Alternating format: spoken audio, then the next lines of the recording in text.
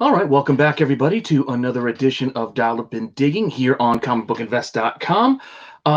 This week, I hit 500 subscribers on YouTube, so I will be having another giveaway hot on the heels of my last giveaway that I announced this week. So keep an eye out this weekend. I will be dropping details on that on my YouTube channel soon. So keep an eye out. Pay attention. That being said, what are we going to talk about this week for Dial-Up and Digging? With the Marvel Phase 4 little teaser trailer, which really hit the heartstrings when having Stan announcing at the beginning, it was very exciting. I'm looking forward to the movies that are coming, and they seem to be coming at us, kind of in bunches now. With the delays that we've had with COVID, like it seems we're getting 3 movies before the end of the year, and all in the second half. They're just gonna be a couple of months apart. I mean, we're getting Black Widow in July, we're getting Shang-Chi in September, and then we're getting Eternals, I believe, in November. And that's what I'm going to focus on today. So please like, subscribe, hit that alert button so you don't miss any of the content dropping here on the channel. Keep an eye out for the next giveaway that I'm announcing this weekend, and hang on for a second. I'll be right back to talk about the books.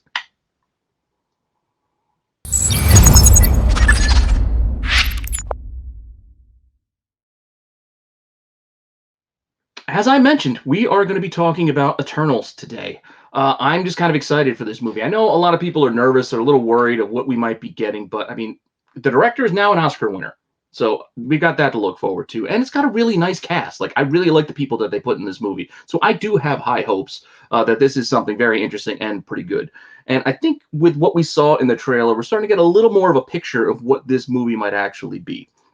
Now, moving down, we saw, since this movie has been announced, we've been slowly getting more information, some little teaser images, kind of, leaked out here with the toys and the, the toy packaging art and things like that to get an idea of what their costumes might look like and what this group might look like together.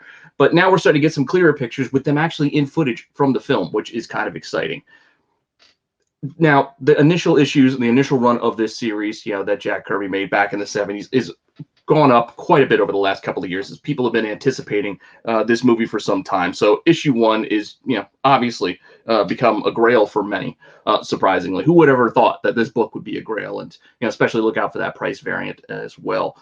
But most of the issues in this run have first appearances of one kind or another with, issue 2, and issue 3, I think there's Sersei, there's Ajak, and then you got Makari, and you got issue 5 here, and I think Sprite in issue 9. Basically, it only ran for 18 issues, the entire run, and almost every one of them had a first appearance of one kind or another of an Eternal or a Deviant or something to that effect. Unimind and things like that. So we're not talking about that. If you find any of those issues in a dollar bin, pick up that original Eternals run, obviously. But that's not what we're going to dive into this week.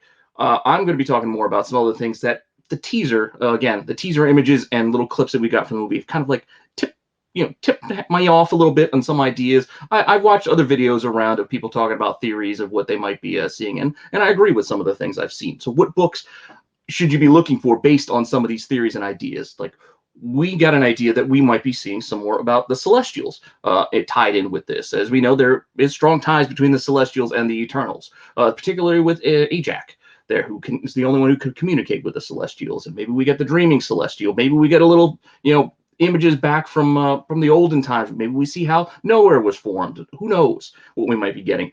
But I am really into this idea of seeing more of the Celestials, because if people can get on board and be comfortable with these giant cosmic beings, then can Galactus be that far off? And man, I'm crossing my fingers and just waiting, counting the days and minutes for Silver Surfer and Galactus to appear, on the big screen.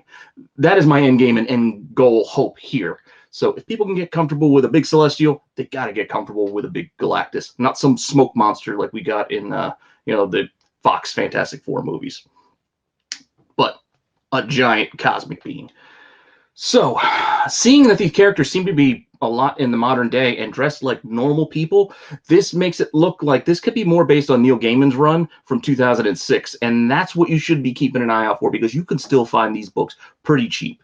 Whether it be issue 1, I think it was 7 issues. I think it was planned for 6, and then it got stretched to 7. It's only a 7-issue run. It's a great little run. It's a great little story, and it kind of tells this tale of how the Eternals have kind of forgotten who they are, and they're living amongst the humans, and then an event brings them back and wakes them up, and they remember who, they actually are, as you can see inside. I mean, John Romita Jr. is kind of polarizing for some people. I think he's hit and miss. I like some of his stuff, and I'm not a fan of others. Some of it seems a little bit lazy and a little bit basic, but other times, things like this. In this series, I think he did a good job. I like the heavy use of the blacks that he has and the shadows, and I like the stuff he's done with Daredevil as well.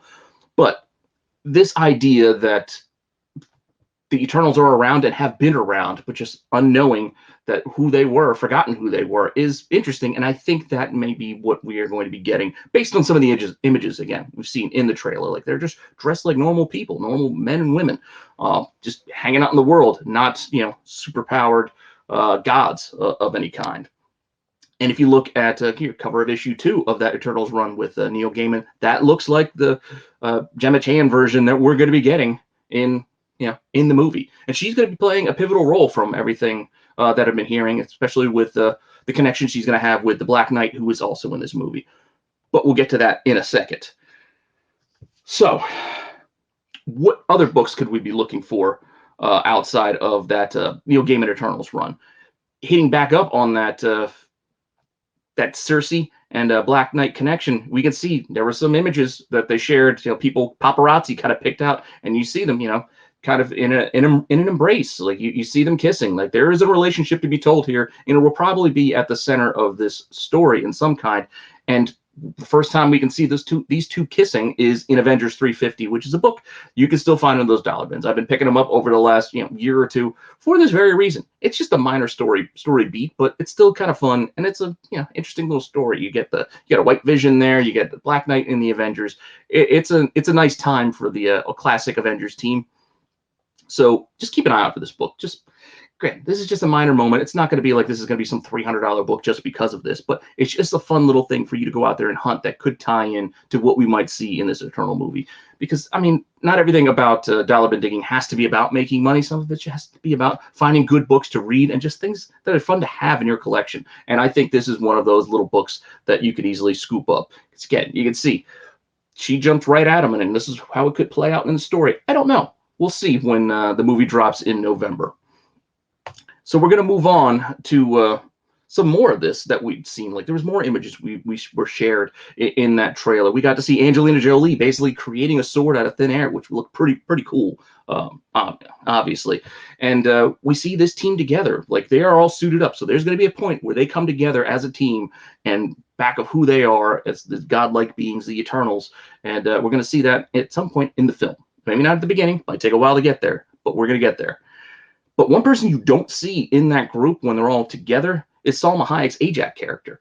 You see images of her. She's there, but she seems by herself. She's riding a horse. It looks like she's down there somewhere in the desert. Perhaps they're kind of tying into the male version of her in the comics. It's a male character who plays Ajak, but he is more connected to like the Aztecs and the Mayans, I think down in Mexico. So they could tie into that maybe that's where she's kind of her base of operations or where she's living out her modern life days, not knowing of who she actually was. And again, she's the character that can communicate with the Celestials. So without her, I don't know, maybe that's a sparking off point for some larger tale that we're going to get in the movie. So again, you don't see her outside of that one little image. You don't see her in any of the other footage or any suited up or anything like that. So she might get killed off pretty early in the movie. Wild speculation for certain. Things that I've also heard out there on the interwebs, but hey, who knows? And if that were to happen, you've got Incredible Hercules 120, which is actually the death of Ajak. So if you want to have the death of that character to kind of tie into that movie, which could happen, could not happen, this is the book that, you can keep an eye out for. As you can see here, Hercules had a God Squad going together as a team, a part of this Secret Invasion storyline, and Ajak kind of went a little rogue on them, and this Super Skrull basically just destroyed it, took his head for the most part with some I-beams. So I'm not saying it's going to play out like this in the movie because we're not going to get Super Skrulls yet. I'm hoping we get Super Skrulls at some point, but I think we're a little bit of a ways off before we're getting to that level of Marvel connectivity with the Super Skrulls. But again, that's what happened in this comic. So if you want the death of Ajak, there it is. It's an Incredible Hercules 120. Again, just fun stuff. I'm really looking forward to this. I really want to see more Celestials. I want to see James Gunn doing more of this stuff too. I want to see more of the cosmic side of the Marvel universe on film, like the Marvel Cinematic Universe. the cosmic universe. I'd like to see that just kind of built out on its own, separate. Like, I don't need to see, you know, Guardians coming down to Earth fighting Thanos. I want them doing their own thing out in space, personally. I want to see Silver Surfer roaming other worlds. I don't need to see him mixing it up too much here on Earth. I just want to see a broader, you know, I want to see different stories. I want to see things that I haven't seen before. That's personal. That's what I'm personally hoping for. So maybe phase 5, phase 6, maybe we get something cool like that down the line. I don't know. We'll see.